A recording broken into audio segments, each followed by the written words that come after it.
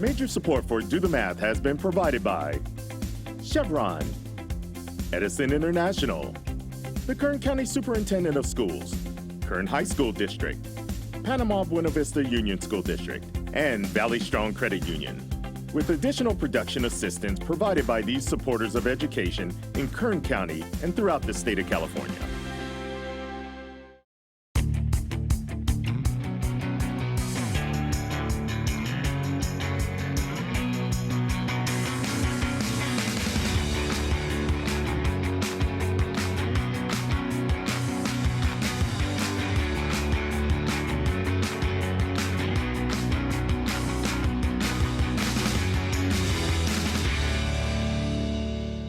Well, good afternoon and welcome to Do the Math. I'm Michael. And I'm Scott.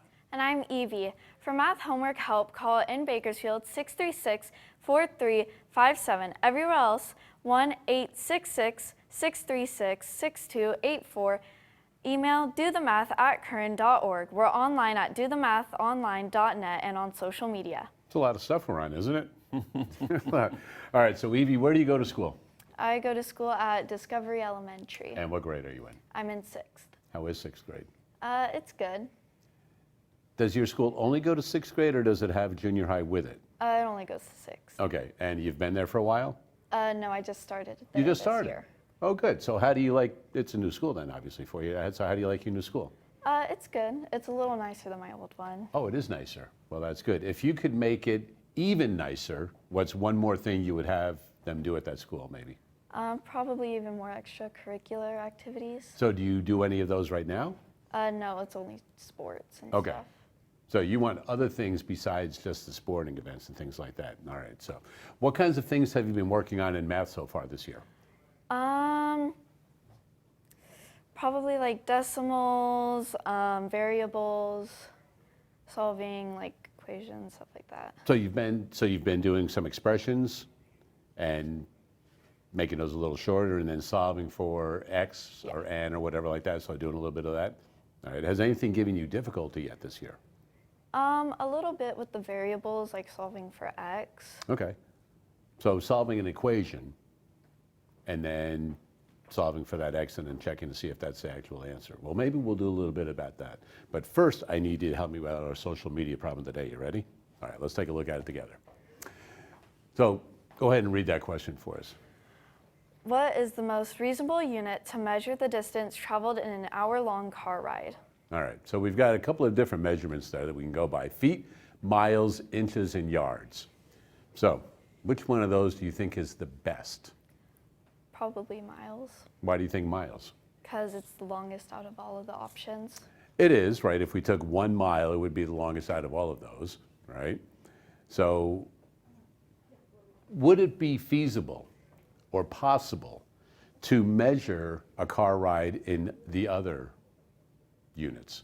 It would. It would. Which would be the most difficult? Probably inches. Probably inches, right? Okay. So yeah, you usually aren't going to measure that in inches, right? If we weren't doing feet, miles, inches, or yards, can you think of anything else that you could measure it in for a car ride? Centimeters. You could, but instead of centimeters, which would be really short like inches, what else could you do? Millimeters. That would be even smaller, right? So we're going to go on a car ride. So you're on the right track because I wanted you to see if you would go into that metric units. So instead of centimeters or millimeters, we could do Meters. meters. And do you know anything bigger than meters? I forgot. Do you remember what the prefix is for 1,000? No. Begins with a K? Kilometers? There you go, kilometers, right, or kilometers, right? So very good. So I'm glad you thought of that one right there. So you're going to go with B, miles. All right, let's see if indeed you are correct. There you go, miles is correct. Nicely done. First problem out of the way, right? All right. 636-4357 is that phone number. We do have phone tutors available most Tuesdays and Wednesdays throughout the regular school year. Time now for today's Math in the News.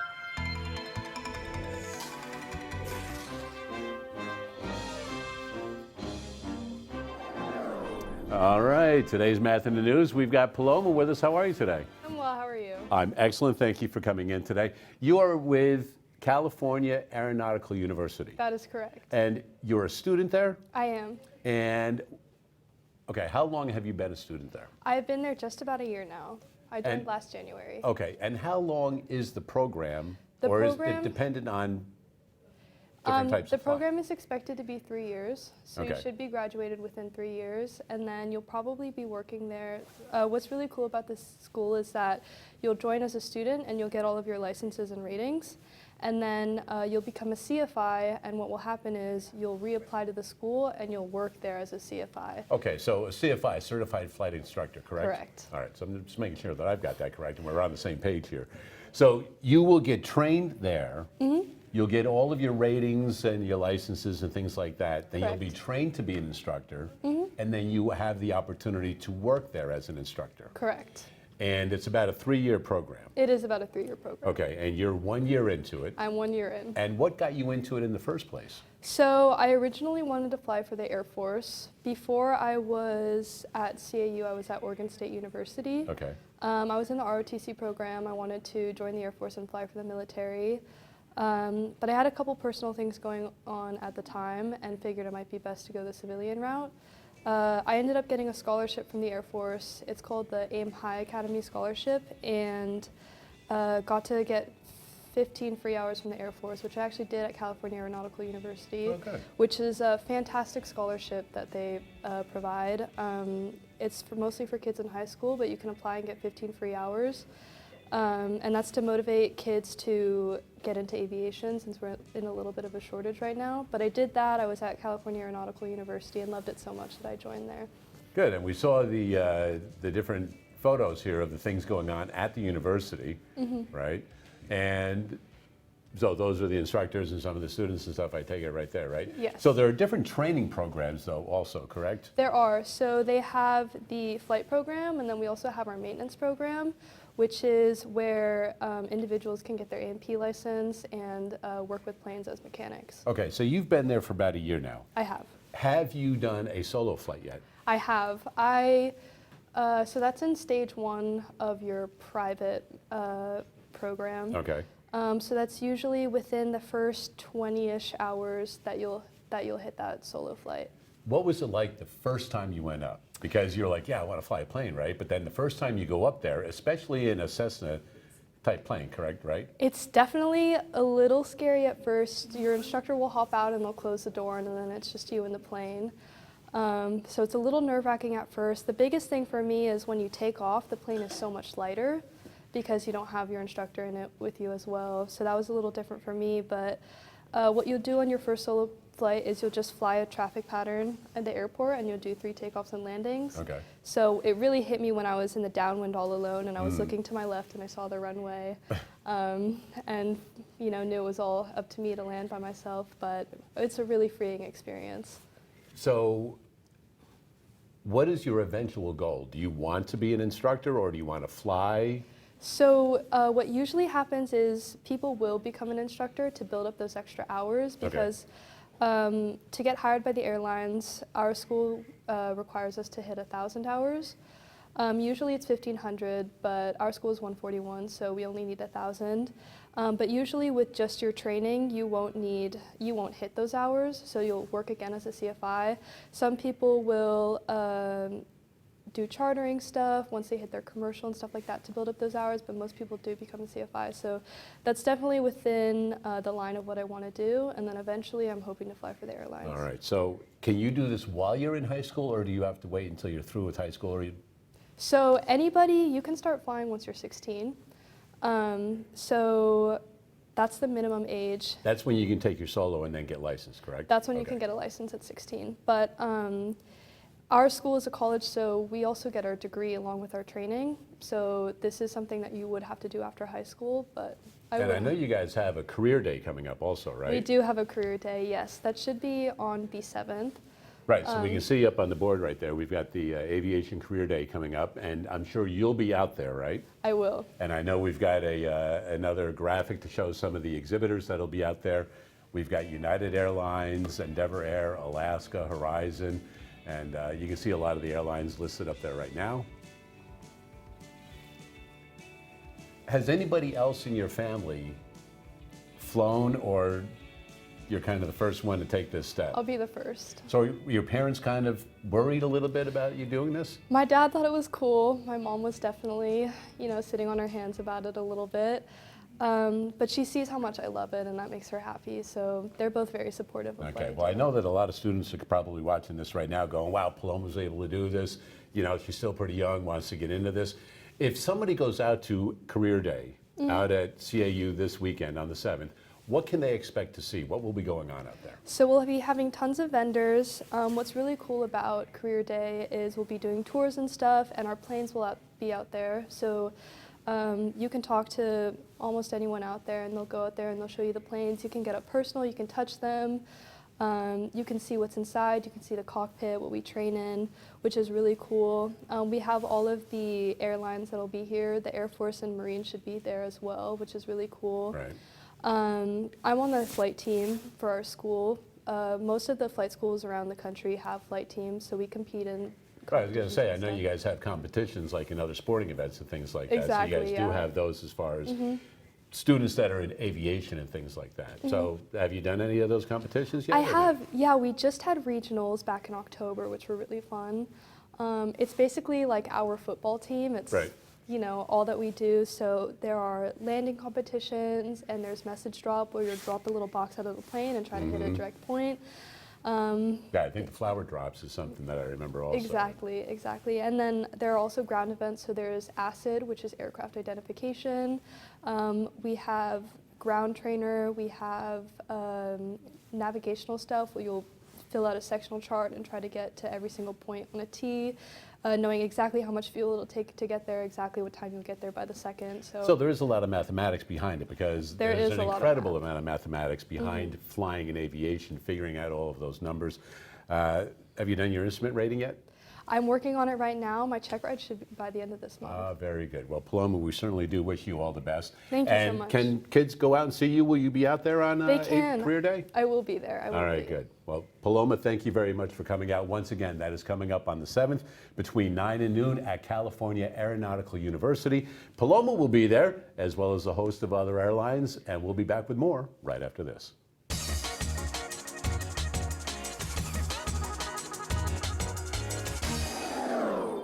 Hi, my name is Eannar Ibrahim, and this is all about Pascal's triangle.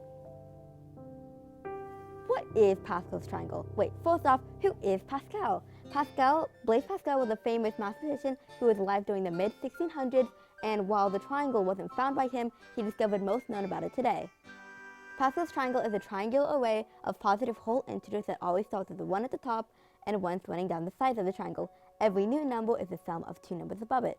So to show you, basically, it's a triangle.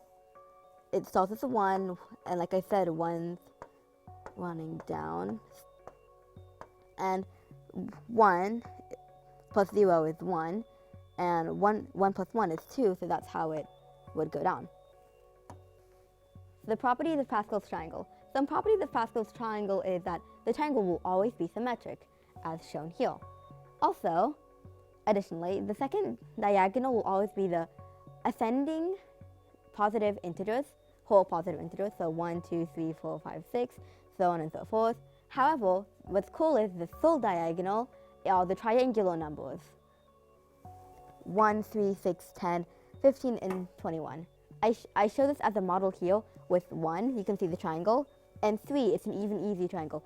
The bigger numbers you get, the easier and more refined the triangles get, and it's easier to differentiate them. Some examples.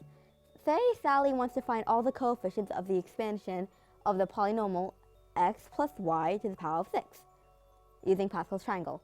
According to Pascal's triangle, the coefficient will be on the 6th row.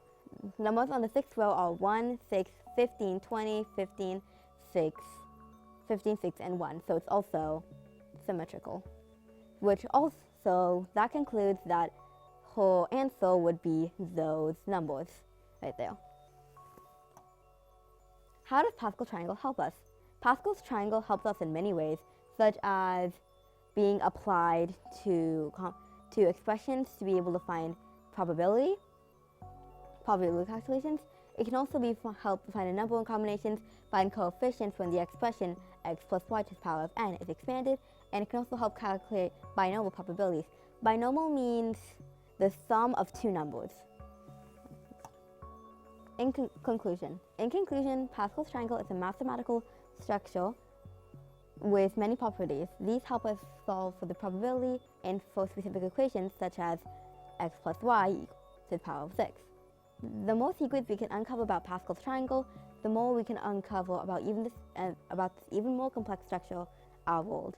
With this, I conclude my presentation, so thank you. And a big thanks to Mina for that math talk right there. We do have Evie in studio, a 6th grade student from Discovery Elementary. Brand new school for you. You're doing well at it. Yeah. And new school, everything's exciting. Guess what? You're going to get a new school next year too, aren't you? Okay. Do you know where you'll be going to junior high yet? Yeah, I'm going to be going to Fruitvale Junior High. Have you guys done like an orientation there yet or visited? Do you guys do that kind of thing? I don't think we've done it yet. I'm not sure. But you think it's coming up.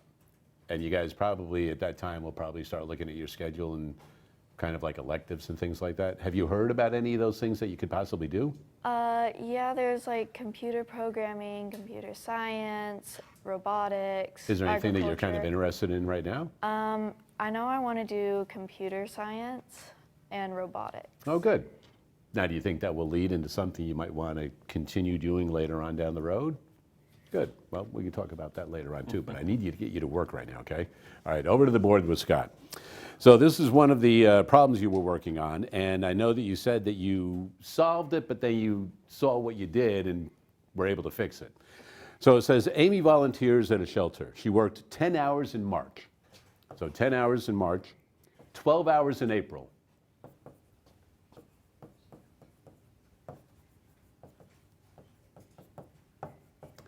"14 hours in May,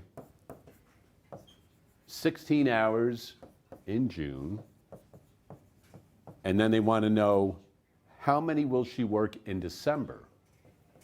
And I think what you may have done is gone a little quick, Evie, with your first answer. So explain to Scott what you did and then kind of what you did to fix it. So I saw that it was just adding 2 every time the hours changed. So I just added 2 and I said that was my answer, and then I went back through it and I realized it was wrong. Oh, gotcha. So grab the pen here. Let's see if we can put some numbers to this real quick. So tell me a little bit about that. You added 2. I can see you're looking for a pattern, and math is all about patterns, right? So the pattern you saw here was to add 2. I like that. And when we say that that's the pattern, adding 2, are we adding 2 every week, every month, every couple of months, every year? How often is that happening? Adding 2 hours every month. Every month. So there's gaining more and more hours each month. So your final answer initially when you did this was you added 2 again, which is a wonderful idea, but just one time? Okay, so if you added 2 to 16, what would you get? 18. 18. And that'd be 18 hours. However, we're thinking now, that's probably not for December. That's what the question wanted. Really, what would this be for? It'd be for July. Yeah, that's it, yeah. So if you wanted to find July, you could add 2 to get 18. But we need to go all the way to December. So how many more 2s do we have to add, right? We have to kind of figure out what happens there. What's after July? April. August. And then? September. What's after that? October. October. November. November, we're running out of board. December, so we got to get all the way down there, right? Okay, let's see how many 2s that is. So from July to August, there's +2. And from August to September, there's +2. And to October, +2. And to November, +2. And to December, +2. So I wrote all the +2s, but you got to figure out where we're at. So 18 + 2? 20. 20, we got that part. And then +2 more? 22. 24. 26. 28. 28, that's it. There you go. So it looks to me like at least if we draw it out this way, if you end up in December, you're probably going to end up with 28 hours. Does it make sense that that would be the answer? In other words, if you started the year with 10 hours, could you get all the way up to 28? Like, what if that number said something like 58? Would that make sense? And be like, wow, that's a lot of hours, man. That seems like a whole bunch, right? But we're only adding 2 each time, so we want to make sure that makes sense. Does 28 make sense to you? Okay, seems like a reasonable answer. That's it. What would be a number that you think would be too low if we ended up with at the very end?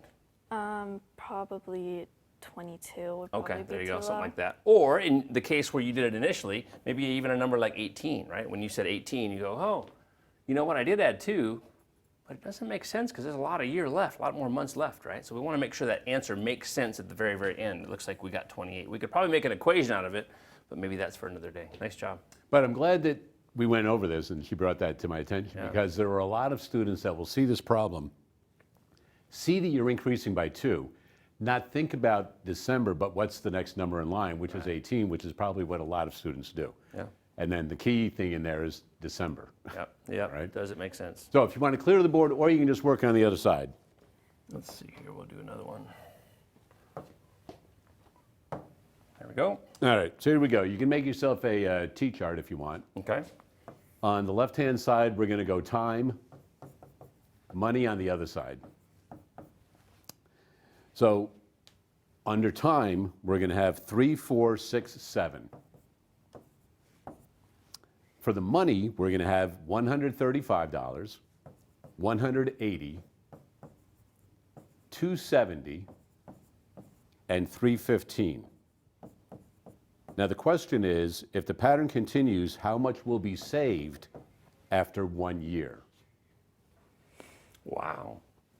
Do we have units of time that's given there? You can do it in months. Okay. So 3 months, you've got that.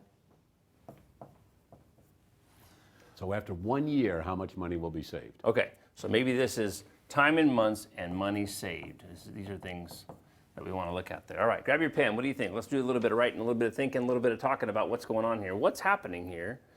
Are you saving more and more money as time goes on, or less and less money? Saving more. We're saving more, definitely. And how far do you think the time goes at the end of our chart? 12 hours. Probably goes to 12. We want to know about 12, just like in December, right? The last one. So we would love to know what the number is for 12. Okay, you were good at finding patterns in the last one. What is a pattern that maybe you can find on this one? I don't know the pattern, but what I would do, I would probably divide 135 by 3. Okay. So now I know that 1 month equals $45.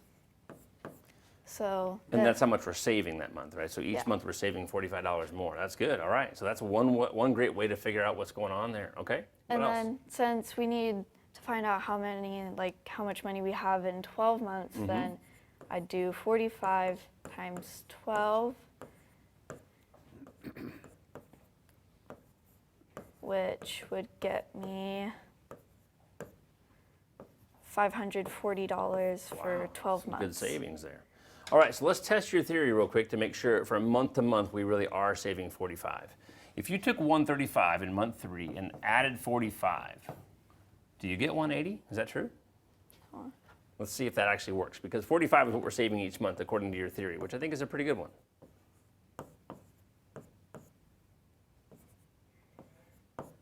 It does work, right? So at least from month 3 to month 4, we're pretty good, right? What about this one? What if we add 45 to 180? Do we get 270? That's the question. We want to see if the pattern works again, right?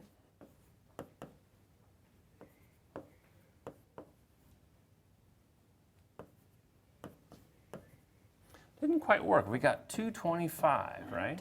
We're going to come back to that in just a second and see what happens. Let's do one more just to see if this pattern might work, might not. What about 270 plus 45? What happens there?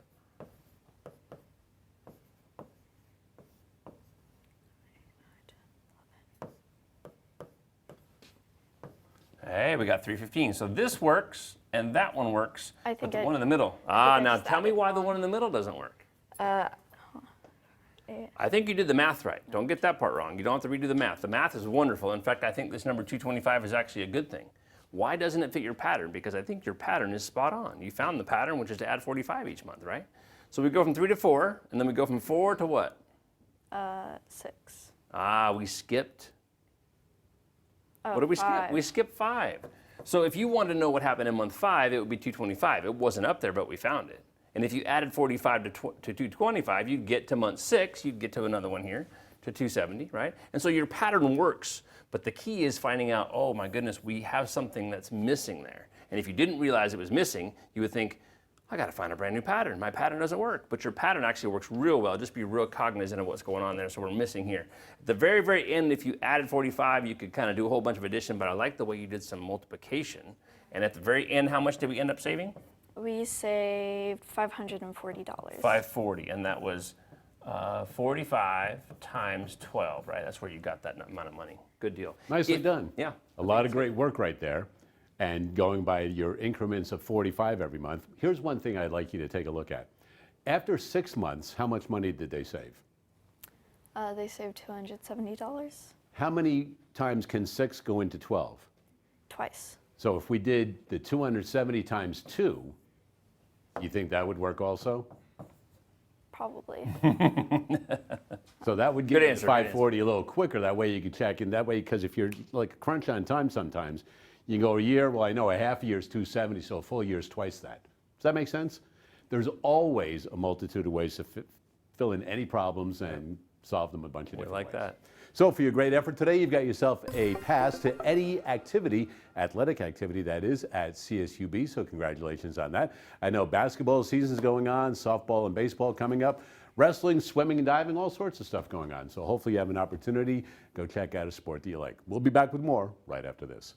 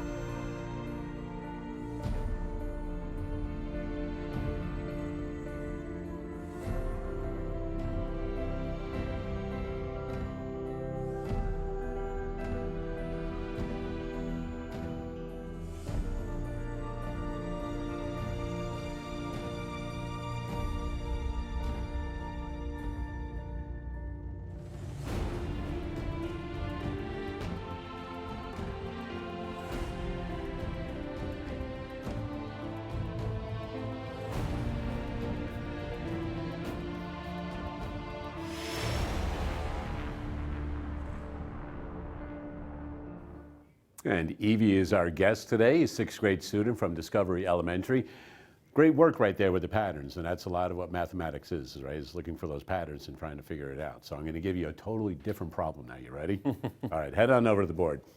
So Scott, I'd like you to write this equation up at the top of the board. 0 equals 5, open parentheses, 6 minus x, close parentheses, plus 7x. Down at the very bottom, I want you to write x is equal to negative 15. So Evie, that's the answer. I want you and Scott to think about how to finally do that problem so that everything is filled in between. Sound good? And if you're stuck, that's why Scott's there. Okay, Evie, what do you want to do here?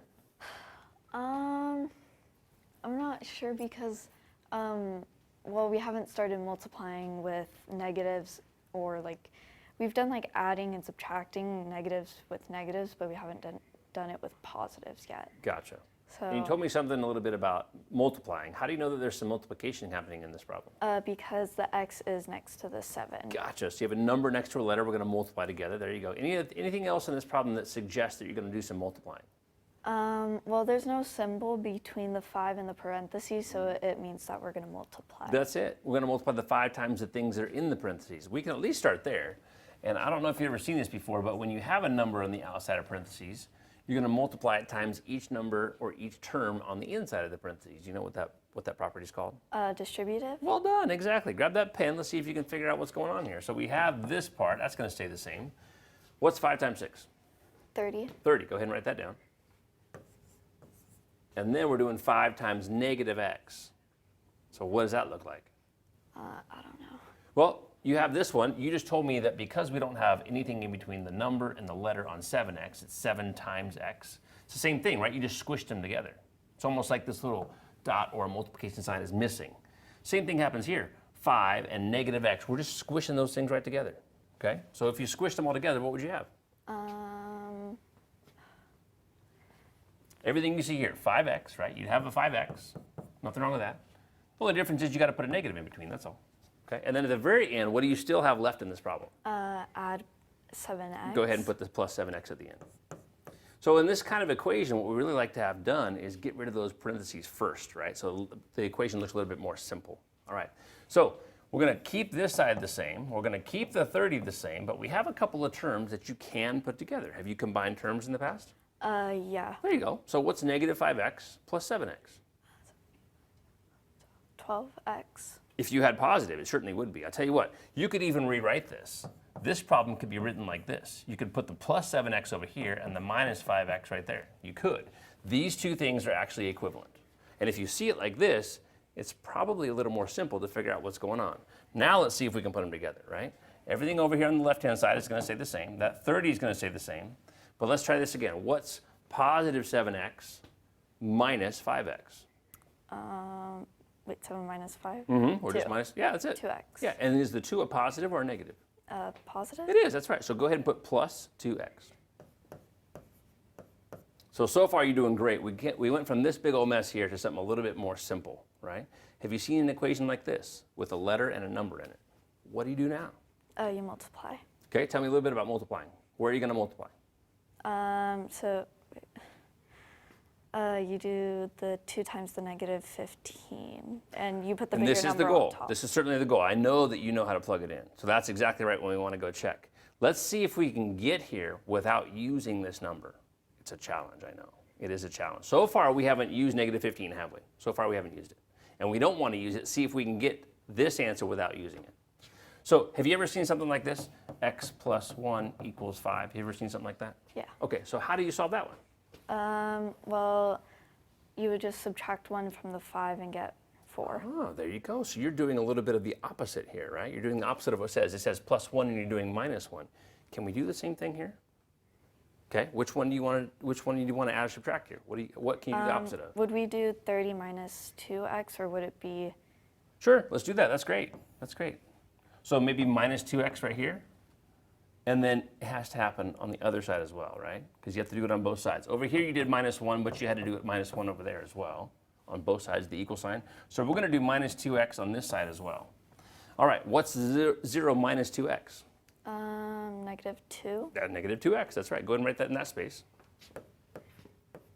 Good. And what's left on the right side now? And then we have 0x. Yep, that one's just gone, right? These are just gone. We don't need those anymore at all. What's left in the front of it, though? 30. 30. Go ahead and put 30. So we've, again, taken this big equation at the top and we've made it a little bit more simple. We still want to go one more step, and let's see if we can figure out. What does this mean? What does negative 2 right next to x mean? We have to multiply. It means multiply. But we're doing the opposite, because remember, this said plus, you did minus. This said plus, you did minus. What's the opposite of multiply? Divide. Divide, that's right. And what can we divide this by? Negative. Negative 2. I like it, negative 2. So these ones go away. This x stays here. So far, so good. Take a wild guess. What is 30 divided by negative 2? 15. Do you think it might even be negative 15? It's a pretty good guess, huh? So that's how you can get from actually where you start to where you end if you don't know the answer. The lucky part is we knew what it was and we knew what our goal was. And I think we hit our goal. Nice job. There you go, wonderfully done. And Evie, when you start doing those in the regular classroom, you'll remember, you go, oh, I remember, Scott, we did this kind of this way. Always take that X, put it back up into the equation. That way you can check it to make sure that you're correct instead of hoping you're correct. Sound good? All right. 636-4357 is that phone number. We'll be back with more right after this. This is the Discovery Files from the U.S. National Science Foundation.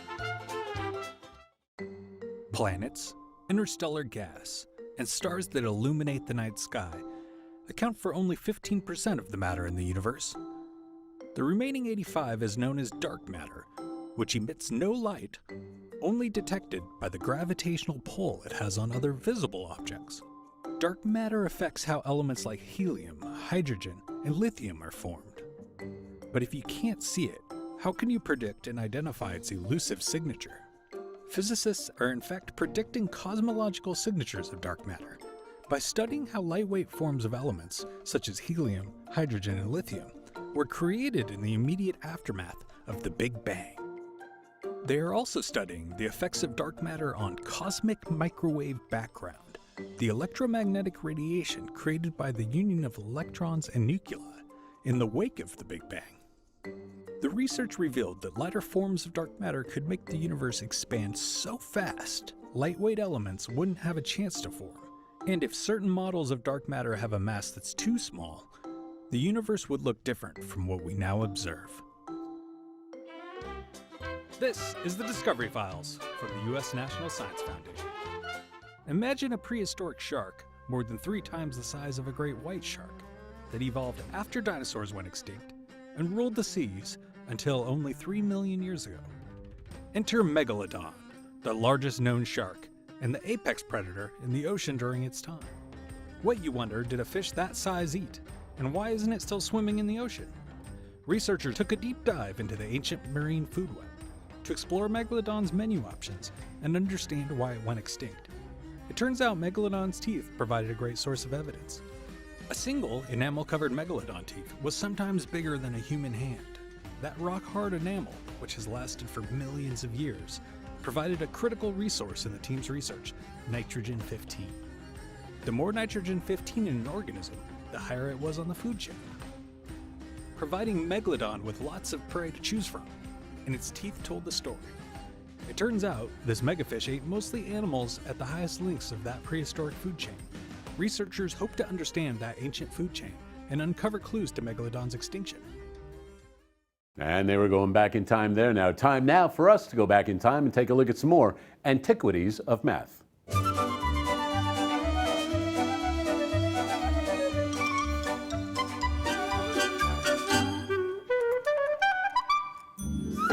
And once again, we would like to welcome Ashleigh from the Kern County Museum. How are you today, Ashleigh? Doing well. So, you have been with the Kern County Museum for a long time, and you have been kind enough to bring some antiquities from the museum and talk to us about how they apply to math. And I think you're doing a little gaming today, aren't you? Yes, sir. All right, well, I think you've got a few games. So Scott and Evie are over there, so take it away. What do you got? We got a whole bunch of fun stuff here going on today. Oh yeah, we do. Old and new. Yes, so all of these are from early 1900s, 1910s. Okay. But they all can all be dated back to like ancient times. Pretty much a version of these have all been found at different sites back to ancient Greece, Right. India, all of those. So some classic games. Very classic, Right. played by children for millennia. Okay. The first one that we'll go ahead and show is jacks, also known as knuckle bones, because that was what they used to play with. And so Okay. It wasn't metal, it was actual like sheep knuckle bones. Of course, I don't have that. That's kind of wild. have All right. metal jacks here. So usually 6-pointed items like this. And usually, as you can see with our modern day, So this is something you can pick up at comparison the here. store now, right? It's just Yeah. a little bit shinier version. yeah, shinier, a little bit lighter. These ones have a little bit more weight to it. Right. and obviously I'm missing the ball Right. that comes with So it would have been that interesting to set. know. I mean, this is very synthetic material for a bouncing ball, right? But it would have Right. been interesting to know what they use there. A rock maybe wouldn't bounce so much, but maybe something like you said, if it was knuckle bones from a sheep, maybe there was something else from an animal. Right, and different forms of jacks have been played where nowadays it's you throw up the ball and you have to catch it before it bounces. there you go. Sometimes they would play with the jacks and actually throw the jacks up Okay. and have it try and catch it before it fell. Gotcha. So maybe not necessarily bouncing as much. Yes. Right. And tell me a little bit about what kind of math could you do in there? Obviously, we can count the jacks, right? Right, obviously you count the jacks, but once you could had the skills to be able to, you were skilled enough with it, you could do patterns. So once a ball had bounced or you'd thrown up, you could try and catch 4 at a time. Oh, okay. And Gotcha. then 4 again, and And then then catch the maybe last 2. while you throw the rock or the ball, someone could say how many to grab. Exactly. Right in the middle of it. Okay. I like it. There's a lot of options there. Right, and you always had 10 jacks, or sometimes if there was multiple people, they would pool those, so you'd have maybe more than 10. Okay. Yeah. Good deal. All right. I like it. And what else do we have? There's so many things to look at here. Looks like some tops maybe, right? Yes, so we've got as well some antique spinning tops. If you're familiar, if you've ever played with tops when you were little, I did certainly, but I never played them with the string, which is historically what they were played with. Okay. They would be wrapped around, you would wrap a string around it, and then this would be your way, as once this string was all wrapped around it, you would basically pull this, and you'd throw it, pull, and it would fly and then spin. There you go. So what kind of things you could do with that? Evie, you got to give it a try, right? With these new ones here. You could take that top and just give it a spin and see how long it goes. Of course, one of the things you could do, light up one too, I like it. One of the things you could do is with your opponent, maybe see who could spin it the longest. Exactly. Right? And you can add some things in there, maybe put some rough edges on the outside and see if they can knock each other out of a square or something like so that. very similar. I don't know if you're familiar with, I think it's an anime now, but Beyblade, that has a very similar idea. Okay. Spinning top of trying to figure out who spins longest, battles against it, very similar. But a very common one was to see which one lasted longest, and I would say you won. So well done. Definitely good spin, for sure.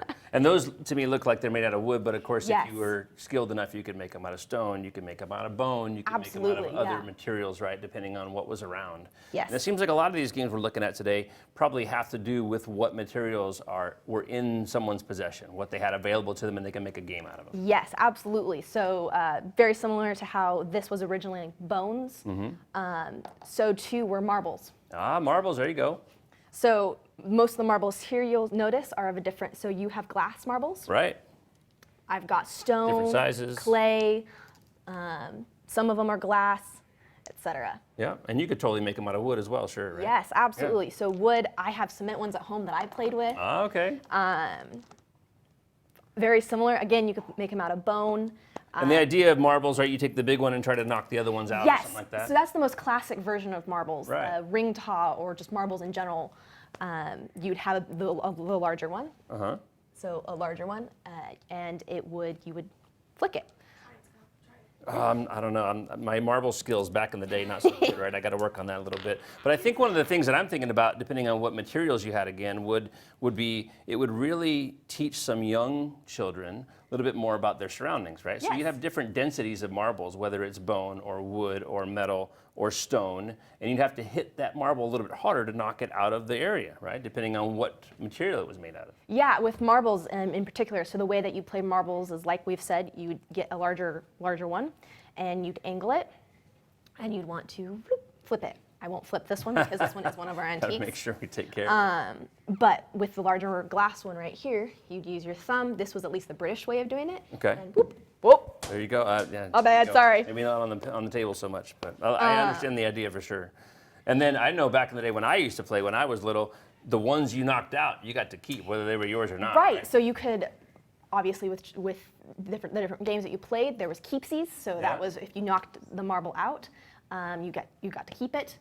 Otherwise, you could say, oh, we're not playing for keepsies. We'll just see who can get the most. Right. Practice type of thing. There you go. But obviously, the gentleman who these marbles belong to, definitely played for keepsies a lot. So he's got a lot going for him. I've got quite a couple more marbles from this gentleman as well. Yeah. Well, we wanted to look at one more because you can't talk about old school toys unless you talk about the Slinky. And maybe they didn't have them back then, but you know that the Slinky is a design that has not changed over the years, right? And once you get it going, it really is fun to see what it can do there. We can teach young people all about momentum, all about some potential energy, some kinetic energy, and some ideas there with a design that not only is kind of fun to play with, right, but it also is something that hasn't changed for a really long time, kind of like some of the games that you've shown us here today. So I appreciate you coming in today. That was really neat to see. Yeah, thanks for having me. Thank you once again, Ashleigh, for bringing in all those different toys. And I know that we want to say a big thank you to John for setting up the Slinky stairway right there, because that did take a little bit of work to figure out how far apart and the height they had to be for that Slinky to work properly. So Ashleigh, thank you once again for coming in from the Kern County Museum and sharing some more Antiquities of Math. We'll be back with more right after this.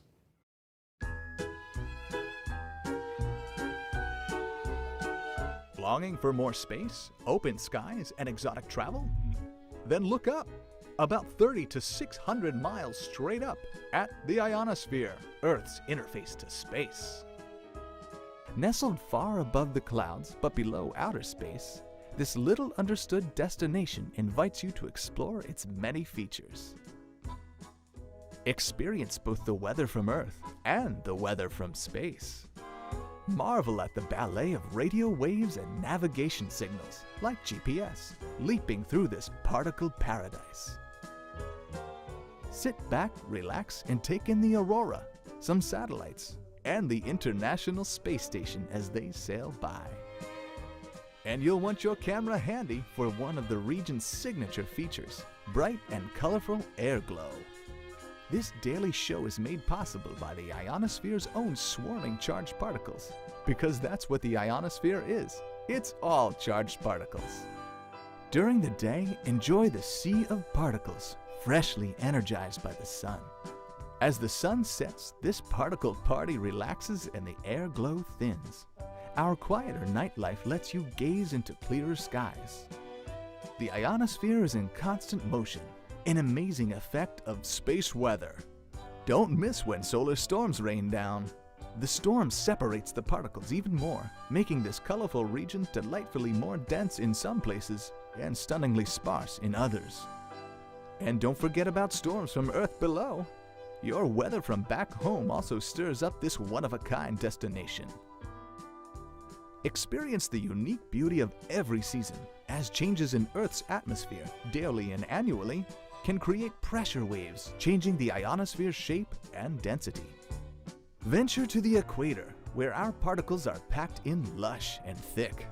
Cruise along a magnetic field line and see how the ionosphere's charged material also interacts with Earth's own magnetic field.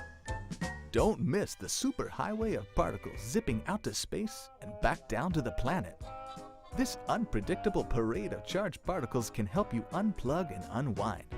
This is because the crowd of particles can garble the radio and satellite communications from home. The ionosphere welcomes you to discover more about this little-known region. After all, once you've explored this interface to space, who knows how much farther you'll be able to go.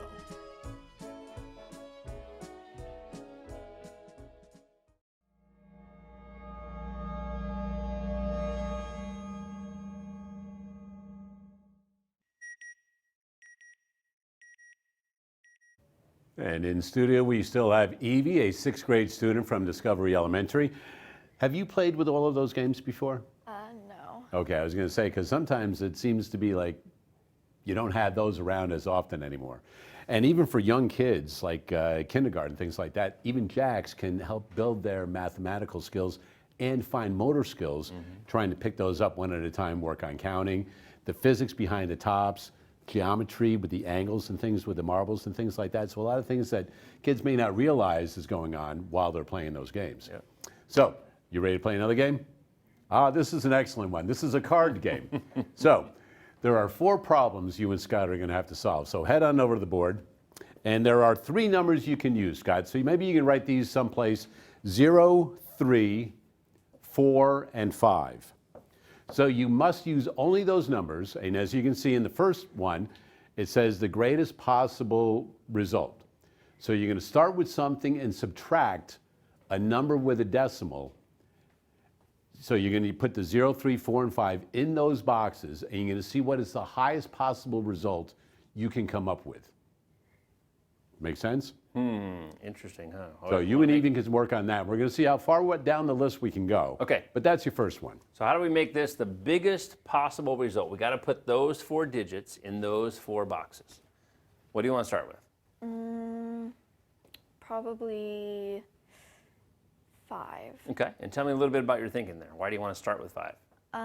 Because I can see the subtraction sign. Yeah. And if I just subtract 0, then I could do 5 multiplied by 4. Gotcha, there you go. So go ahead and put a 5 in that box then.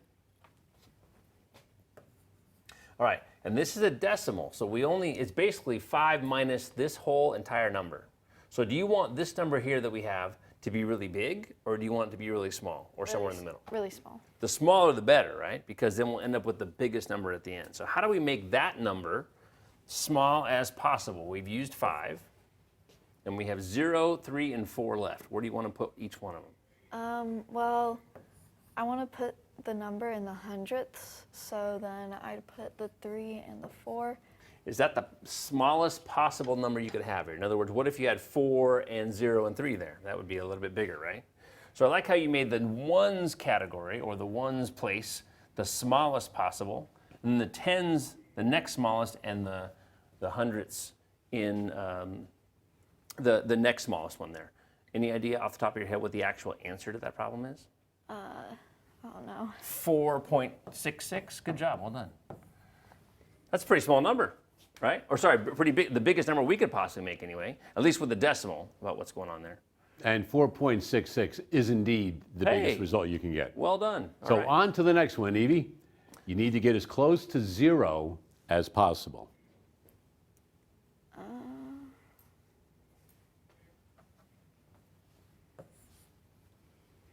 Tell me a little bit about your thinking here. Why did you put the 0 there? Because anything multiplied by 0 equals 0. Ah, I like it. So if you have a 0 in that spot, does it matter what other numbers and where they go? No. So you could have lots of different answers, right? You still have a 3 and a 4 and a 5. And you could have 3, 4, 5, or 5, 3, 4, or 5, 4, 3, right? Or 4, 3, 5. This part doesn't even matter as soon as you have a 0 there. Any idea what that property is called in mathematics? No. It's very straightforward. It's the multiplication property of 0. 0. That's it. That's exactly right. So if you multiply anything times 0, what you just said out loud, you're always going to get a 0 answer. What do you want to put in here just to say that we actually did the problem?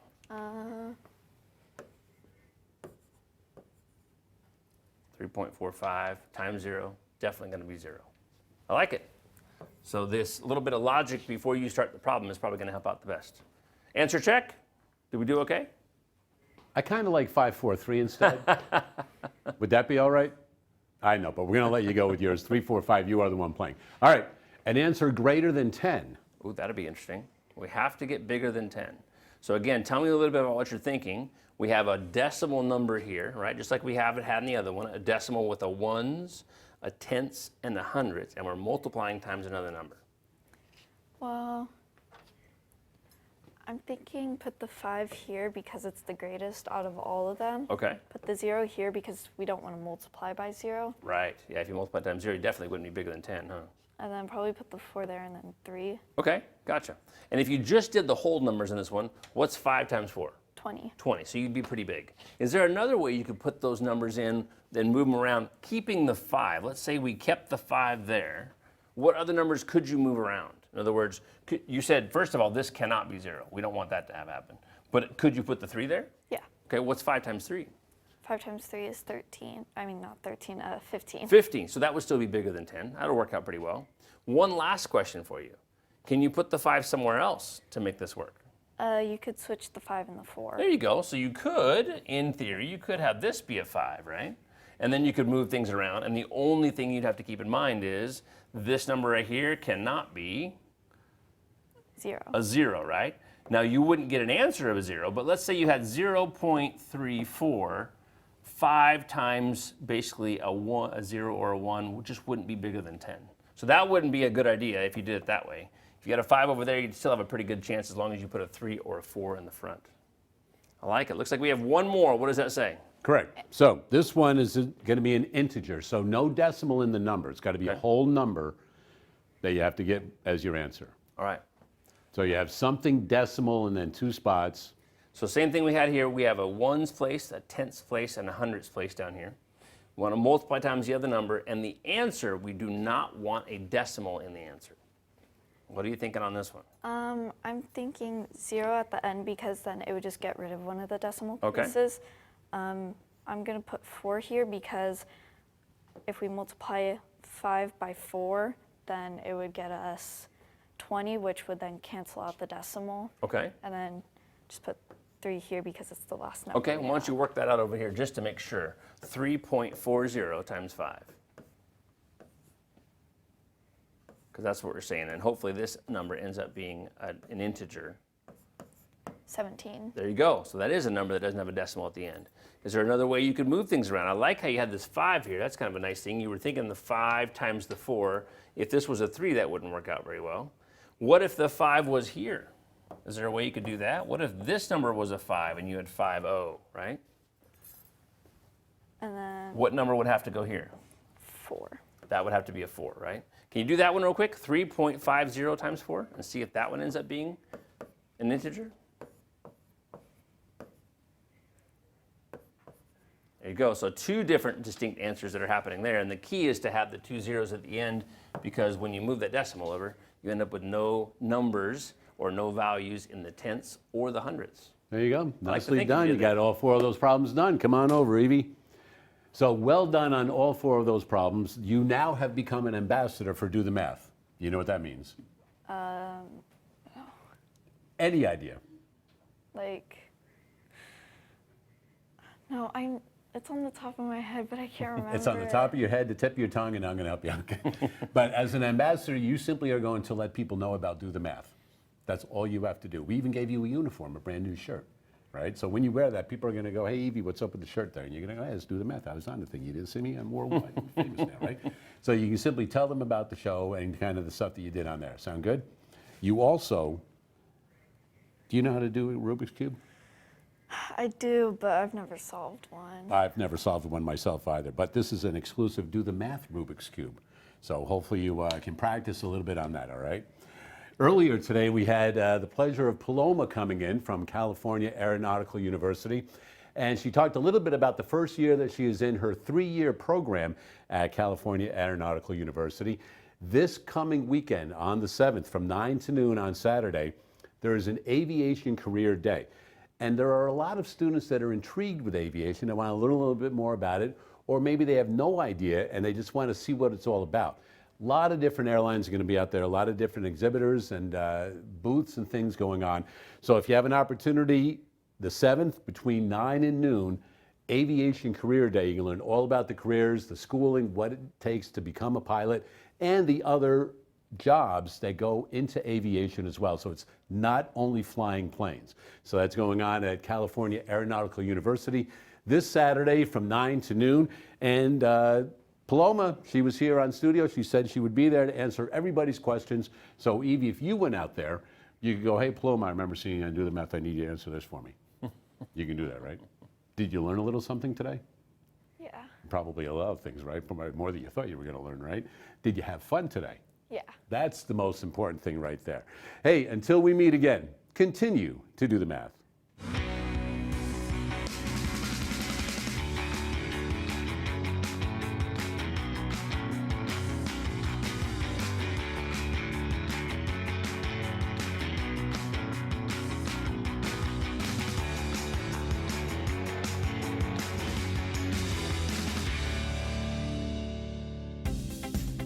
Major support for Do the Math has been provided by Chevron, Edison International, the Kern County Superintendent of Schools, Kern High School District, Panama Buena Vista Union School District, and Valley Strong Credit Union, with additional production assistance provided by these supporters of education in Kern County and throughout the state of California.